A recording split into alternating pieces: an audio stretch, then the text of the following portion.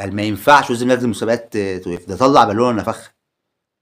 ده في واحد في نادي الزمالك مسك بالونه، مسكها يعني ما توقفش، ما حصلوش حاجه. ده مسك البالونه نفسها، مسكها ومن البلف يعني، مش من اي حته، مش في حته بعيده. لكن ده طلع بالونه ونفخها وفرقعها عادي يعني، حاجه بسيطه جدا. في لعيب مسك بالونه وما توقفش وربنا. نكمل مع ايمن يونس.